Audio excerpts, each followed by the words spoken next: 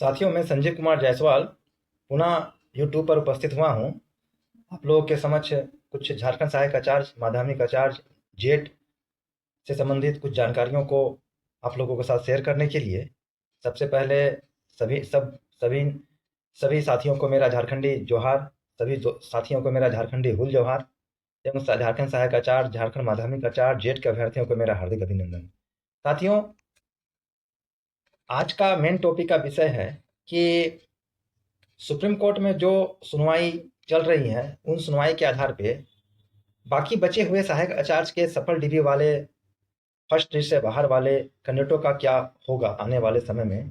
साथ ही साथ माध्यमिक आचार्य के जो परीक्षार्थी परीक्षा दिए थे, उनके मन में भी ये कोताहुल बना हुआ है कि हमारा मॉडल क्वेश्चन आंसर कब आएगा, आंसर शीट कब जारी किया जाएगा, ताकि हम अपने क्वेश्चन आंसर को मिला लें जो हमने एग्ज़ाम दिया है। और चूँकि वो एग्ज़ाम कंप्यूटर मोड में हुआ था, तो बहुत लोगों में उत्सुकता बैठी हुई है कि काफ़ी कुछ समय बीत गया है, तो हमारा कितने क्वेश्चन सही रहा, हमारा क्या स्थिति होगा, नॉर्मलाइजेशन होगी कि कोई पेपर में।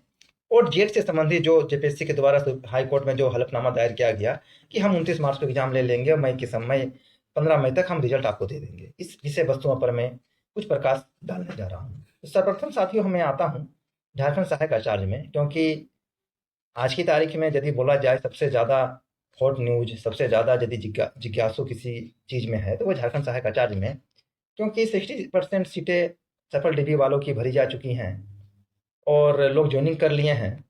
बहुत लोग हाई कोर्ट चले गए हैं, सुप्रीम कोर्ट चले गए हैं, बहुत लोग रिजल्ट इन वेटिंग में हैं। दिसंबर से जो भी रिजल्ट निकला है उनकी ज्वाइनिंग नहीं हो पाई है। लोगों में एक उपापो की स्थिति है, उधेड़ोपन की स्थिति है। मन में बहुत तरह के ख्याल आ रही हैं कि क्या होगा, क्या नहीं होगा।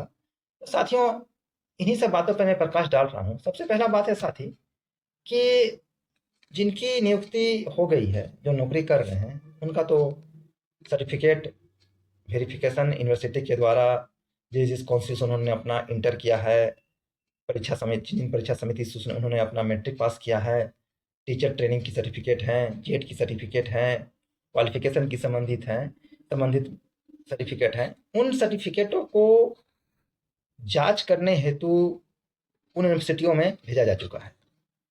बहुत सारे साइंस के और लैंग्वेज के जो अभ्यर्थी पूर्व में ज्वाइनिंग किए हैं, उन लोगों का सर्टिफिकेट काफ़ी लोगों का आ चुका है और वेतन भुगतान की प्रक्रिया चालू है। बेशक जो पूर्व में जिनका साइंस वाले का, लैंग्वेज वाले का बहाली हो चुका था, उन लोगों का वेतन की प्रक्रिया फाइनल स्टेज में है। आने वाले 1 महीने में उन्हें वेतन मिल जाएगी।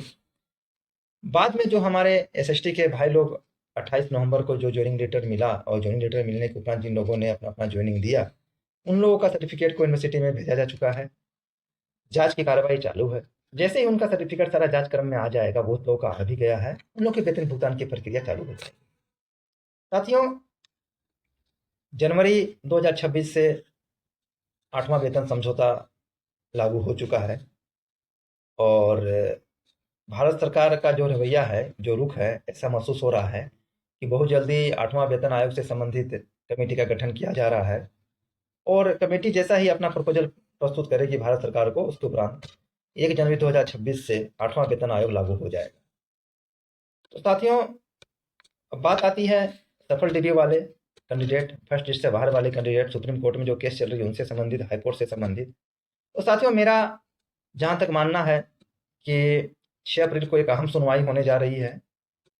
6 अप्रैल को सुनवाई में बहुत सारी चीज़ें क्लियर हो जाएगी कि हमारे 2 इयर्स बीएड वाले भाई लोग रहते हैं कि नहीं रहते हैं, 50% से बिलो वाले रहते हैं कि नहीं रहते हैं। और यदि परिणाम 2 इयर्स बीएड और 50% के पक्ष में आ गया, तो ऑलरेडी ये लोग मेरिट लिस्ट में बने हुए हैं, उनकी रिजल्ट प्रकाशित कर दी जाएगी। अभी वर्तमान समय में आप लोग ये देख रहे होंगे कि लगभग एसएसटी की सीटें, साइंस की सीटें, लैंग्वेज की सीटों को सफल डिग्री वालों से भरा जा चुका है और कुछ सीटें ऐसी हैं, हमें ऐसा लग रहा है कि वो सीटें खाली हैं, बट उसमें कैंडिडेट हैं, उसमें मेरिट वाले कैंडिडेट आए हुए हैं। अब बात आती है कि एसएसटी में बहुत सारे आप देखिएगा कैटेगरी की सीटें खाली हैं, BC1 की, BC2 की, एसटी की, एससी की। तो साथियों, BC1 BC2 की जो सीटें हैं, उन सीटों पे मेरिट वाले लड़के जिन्होंने अच्छा नंबर लाया था, उनका स्थान ऑलरेडी उसमें बन चुका है। वो 2 इयर्स बीएड वाले हैं, 50% बिलो वाले हैं। जैसे से ये देख रही है कि यदि इनके पक्ष में जजमेंट आता है तो एज इट इज उनका रिजल्ट प्रकाशित कर दिया जाए। इन केस यदि इनका सुप्रीम कोर्ट के द्वारा 6 अप्रैल को यदि कुछ निगेटिव चीज़ों के साथ इनका रिजल्ट आए, इनका परिणाम आए, इनका जजमेंट आए, तो हो सकता है कि उन सीटों पर जैसे जो सफल डीबी वाले कैंडिडेट हैं उसके बाद वाले मार्क्स वाले उनको ले।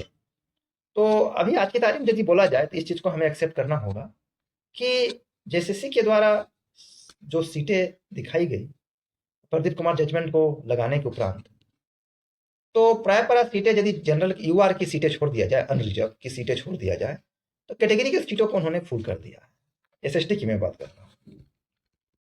और साथियों, एसएसटी में जो नया डीबी लिस्ट निकाला गया 104 साथियों का, उसमें बहुत सारे कैंडिडेट ऐसे अनरिजर्व वाले ऐसे भी थे जिनका मार्क्स डेट में 90 था और उनका किसी कारण से कट ऑफ जब घट गया सिलेक्शन प्रोसेस में, तो जो कट ऑफ कम कट ऑफ के दायरे में जो हमारे यूआर के भाई लोग आए हैं उनका भी डीबी के लिए बुलाया गया, तो डीबी उनका भी हो चुका है। और ऐसा महसूस हो रहा है कि आने वाले हफ्ते में, जो नेक्स्ट हफ्ते आ रहा है, उस हफ्ते में रिजल्ट जो है सो आने की प्रक्रिया जारी रहेगी। एक रिजल्ट तो आएगा 6 to 8 और 6 to 8 की रिजल्ट जो है सो 6 to 8 का रिजल्ट जो है सो कम संख्या में, जो भी संख्या में हो, जरूर आएगी। साथियों, 1 to 5 के जो भी अभ्यर्थी हैं, जिन लोगों ने सफल डिग्री प्राप्त किया है, उनकी एक अच्छी मात्रा में, एक अच्छी संख्या में उनका रिजल्ट आएगा, इसको लिख लीजिए। और 1 to 5 के जो भी अभ्यर्थी हैं सफल सक्सेसफुल डिग्री वाले, वो थोड़ा धैर्य बना के रखें, क्योंकि 1 to 5 का रिजल्ट हो सकता है कि अभी 250-300 की संख्या में आए, बट आने वाला समय में ये संख्या 1000 प्लस भी हो सकती है, 1500 भी हो सकता है, 1800 भी हो सकता है। 1 to 5 का रिजल्ट बहुत अच्छे तरीके से आने जा रहा है बनस्पत 6 to 8 का। 1 to 5 के अभ्यर्थी मत घबराएं, जिनका डिग्री सक्सेसफुल हो चुका है, बिल्कुल ना घबराएं। आपकी नियुक्ति लाइन पर लगी हुई है, आप क्यू पे हैं। किस वक्त कितना कट ऑफ के दायरे में कैंडिडेट का हो जाए कहना मुश्किल है, आप बिल्कुल ना घबराएं। 1 to 5 की नियुक्ति बहुत अच्छे तरीके से, बढ़िया क्वांटिटी में, बढ़िया संख्या में होने जा रही है। साथियों, सुप्रीम कोर्ट से संबंधित वादों की ओर मैं आपका थोड़ा ध्यान देना चाहूंगा। सुप्रीम कोर्ट में 6 तारीख को जो सुनवाई होगी, उस सुनवाई में प्रदीप कुमार का जजमेंट की हटने की पूर्ण रूपेण संभावना है। वो हटेगा जजमेंट, हमारे फर्स्ट लिस्ट से बाहर हुए साथियों की नियुक्ति होने जा रही है। सक्सेसफुल डिग्री वाले छात्र जो उस कट ऑफ के दायरा में आएंगे, उनकी नियुक्ति होगी। और सुप्रीम कोर्ट का जो फैसला आएगा, वो फैसला पिटिशनर बेस्ड आए या प्रदीप कुमार हटते हुए आए, जो भी छात्र जो केस से जुड़े हुए हैं उन्हें एक्स्ट्रा बेनिफिट मिले अलग बात है, लेकिन जो छात्र एवं छात्राएं, जो अभ्यर्थी केस से जुड़े हुए नहीं है, उनके लिए एक सुप्रीम कोर्ट के द्वारा जो जजमेंट आएगा वो उन पर भी लागू होगा। आपका कट ऑफ से यदि मार्क्स ज्यादा आएगा तो आपकी भी नियुक्ति होगी। इसीलिए बहुत सारे कैंडिडेटों का मन में ये बात है सर कि जो सुप्रीम कोर्ट गए हैं क्या उन्हीं का बहाली होगा। देखिए, उन्हें एडवांटेज मिल सकता है, उनकी नियुक्ति होगी। तो ऐसी बात नहीं कि आपका नंबर यदि कट ऑफ से ज्यादा है तो आपकी नियुक्ति नहीं होगी, ऐसी बातें आप ना रखें। आप केस में जुड़े ना जुड़े, जो सुप्रीम कोर्ट का जजमेंट आएगा वो सारे लोगों के लिए आएगा, सारे लोग की नियुक्ति होगी, आप निश्चिंत रहें। साथियों, थोड़ा धैर्य बना के रखें। 6 अप्रैल तक 15-20 दिन की बातें हैं, सारी चीजें क्लियर हो जाएगी। लेकिन साथियों, जितने लोग डिग्री कराए हुए हम लोग हैं, सारे के सारे लोगों का सिलेक्शन नहीं हो पाएगा।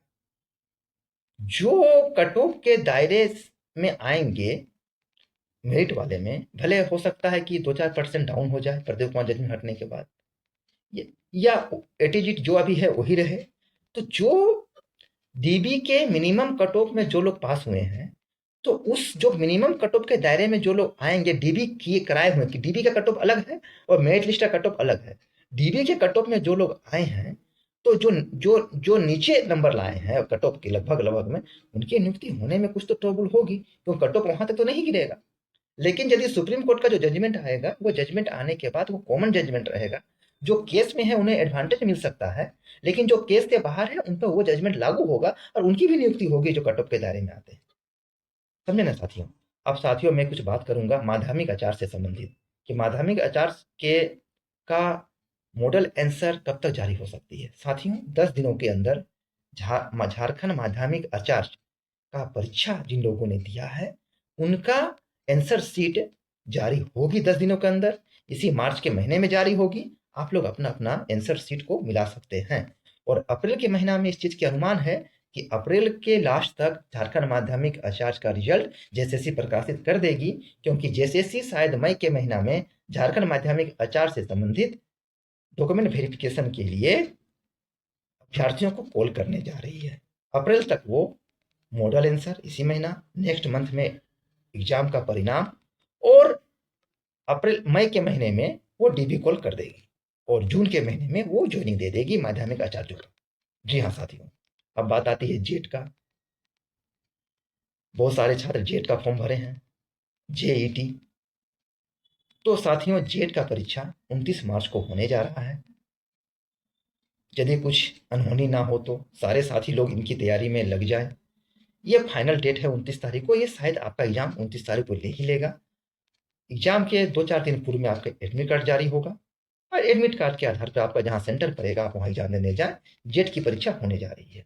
माध्यमिक आचार्य का मॉडल आंसर इसी महीने जारी होगा, परिणाम अप्रैल के महीने में जारी होगा, मई के महीने में डॉक्यूमेंट वेरिफिकेशन होगा और जून के महीने में आपकी ज्वाइनिंग होने जा रही है। और जेट का एग्जाम के बाद मई के लास्ट या जून में आपका रिजल्ट पब्लिश हो जाएगा। और लेक्चरशिप से संबंधित जो भी बहालियां हैं इसी साल आपकी आ जाएगी। उसके बाद जेपीएससी अपने सारे क्रियाविधि को करेगी। आपका एग्जाम मार्च में होने जा रहा है, मई के लास्ट या जून में रिजल्ट आने जा रहा है जेट का। मैंने आपको जहां तक हो सका जानकारी दिया। झारखंड माध्यमिक आचार्य 6 अप्रैल का एक अहम दिन है। बहुत सारे अभ्यर्थियों को 6 अप्रैल का दिन का इंतजार है। 6 अप्रैल को बहुत कुछ होने जा रहा है साथियों। साथ ही साथ सभी झारखंड सहायक आचार्य, झारखंड माध्यमिक आचार्य, जेट के अभ्यर्थियों को मेरा हार्दिक अभिनंदन। आप लोग अपना हौसला और हिम्मत बरकरार रखें साथियों। और साथियों एक छोटा सा आप लोगों से रिक्वेस्ट है कि हमारा यूट्यूब चैनल आप लोगों के आशीर्वाद से आगे की ओर बढ़ रहा है। मैंने बहुत सारी चीज़ें मैं सोचा हुआ हूँ कि आप लोगों को झारखंड माध्यमिक आचार्य, जेट, आने वाला जेटेट से संबंधित जानकारियाँ आप लोगों को दूं। शिक्षा विभाग से संबंधित जो भी जानकारियां हैं उन्हें मैं जुटाने की कोशिश करता हूं, आप लोगों को समझ प्रकाशित करने का कोशिश करता हूं। उन विषय वस्तु से संबंधित बातों आप लोगों को समझ रखता हूं। साथियों मैं आपका ही घर का लड़का हूं, पूरी तरह झारखंडी लड़का हूं। कृपया आप हमारे चैनल को, हमारा व्हाट्सएप का ग्रुप को कृपया आगे बढ़ाएं। हमारा जो चैनल है उसको मोनेटाइज करने में अपना मदद करें। मेरी आपसे रिक्वेस्ट है कि घर के बच्चे को आगे बढ़ाएं।